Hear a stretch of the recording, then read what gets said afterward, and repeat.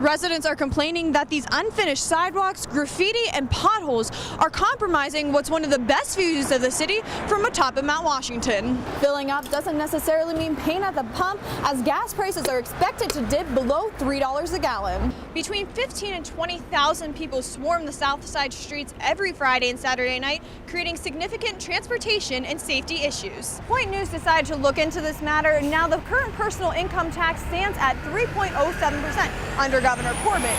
This means that you will be paying a flat rate whether you make $10 an hour or $20 an hour. Both functional and a work of art, this bike rack here is just part of the Cultural District's latest movement. This construction project behind me is ongoing outside of Consol Energy Center, but it's not the only one. If you go about 2 miles towards Duquesne University on Boulevard of the Allies, another project is ongoing there, and it won't be done until mid-November. But it doesn't stop there. Take another trip about 2 to 3 miles into the city, where part of Forbes Avenue will be closed until May of 2015, and Pittsburgh drivers just want to know when all this construction will finally end. Between 15 and 20,000 people swarm the south side streets every Friday and Saturday night, creating significant transportation and safety issues. For the past 2 years, City Council President Bruce Krause has been working with the Responsible Hospitality Institute and President Jim Peters to find ways to manage the bustling nightlife. The first step is tackling what he calls the transportation nightmare along East Carson Street. If you stick around here late at night on a Friday or Saturday when it's the most populated, it's terrible. Getting out here is a mess.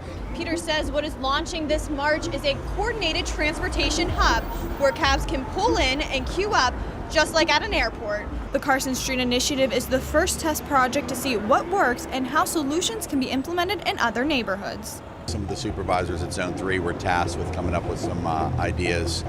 One of the suggestions was that we implemented taxi stands, have cab stands available, maybe on 12th Street, one at 18th Street, and then one further up by 22nd Street, so that it would be easier for people to go and get taxis. The cab service in Pittsburgh doesn't really exist. Anywhere else you go, there's cabs lined up outside, and I think it would create a much safer environment and a much more enjoyable environment for everybody if they had that in place. Transportation is just the first phase within the larger plan concerning Southside hospitality, development, and safety. Reporting for Point News, I'm Kelsie Metzgar. Back-to-back Bucktober seasons has put the North Shore on the map, and now local establishments are banking on the Bucks. There's a lot more, crowds, a lot more business, a lot more spread around here. And as you can see, isn't affected. Other businesses are coming in here, and it's now a draw. And a lot of people want to be a part of it again. 2013 marked the end of a drought not only for the Pirates, but for local businesses like McFadden's on the North Shore. For a long time down here, people who worked in bars was just, okay, when's Steeler game going to get here? And Pirate season just kind of got you through the summer. But now, with the differences between having 8 home Steeler games, you have 81 home Pirate games. In their first winning season in 20 years, the Pirates had a 13.7% increase in attendance, and this year's Bucks hit the milestone on their last regular season game at PNC Park. 2,442,564 fans came to PNC Park in 2014, the most ever in one season, and businesses say it's made the difference. It's made a huge jump for us. Free T-shirts and the firework nights, where we still had a pretty good draw to add on to our Friday and Saturday nights, but the big difference I see the most is during the weekdays. With the Pirates on the rise for the past few years, the North Shore economy is counting on the Bucks and fans to continue to bring in business. It's just better for everybody, better for the Pirates, better for the businesses down here, just better all around. Reporting for Point News, I'm Kelsie Metzgar. Democratic nominee Tom Wolf has said he wants to restructure the state's personal income tax, but Tom Corbett says his opponent's plan is short on specifics. Because again, I demonstrated he will not tell the voter what he's going to do. I think I've been as specific as I can possibly be. Corbett went on to say that Wolf's plans for Pennsylvania just don't add up. We've looked at it. We believe in order to do all the spending that he wants to do, that he would have to raise taxes to about 8 or 9%. I think Commonwealth Foundation said that he would be doubling the taxes. Point News decided to look into this matter. Now the current personal income tax stands at 3.07% under Governor Corbett. This means that you will be paying a flat rate whether you make $10 an hour or $20 an hour. According to Tom Wolf's website, he wants to give the middle class a tax cut by implementing a progressive tax, which means the tax rate will be based on your income. What Wolf hasn't said yet is how much it's going to cost you. As for the specifics, this is what he's willing to share. I want to be honest with this.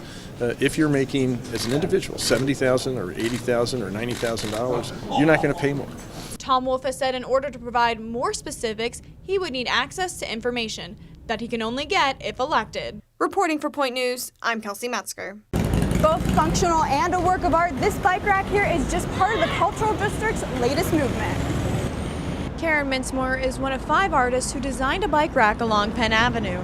The bike art racks, which are fully functional, are the first phase of the Pittsburgh Cultural Trust's new public art initiative. I took a symbol like you would see on a weather forecast, and so this is the symbol for a thunderstorm. The weather is something that ties all different kinds of bicyclists together, whether you're a commuter or a professional bike racer. Mayor Peduto thanked the artists for their unique contributions. He says he wants to bring more art like the city bike racks to residents in other neighborhoods. You know, first off, it's public space. You know, this belongs to the people. This is the day-to-day things that you often don't think about, but the ways that we can do simple improvements to really make it special and unique. For these local artists, though, it's a permanent display of their work for the city to enjoy. It's unreal. I've never thought it'd have kind of a permanent piece in the cultural district. I've had some temporary installations downtown, which is a wonderful feeling, but kind of leaving a little mark here with the bike rack and people can use it. It's great. It's a great feeling. Whenever you can do a permanent piece of artwork that's part of your hometown, it makes you feel great. Look for the next installation of bike racks on Penn Avenue by the end of 2015. Reporting for Point News, I'm Kelsie Metzgar.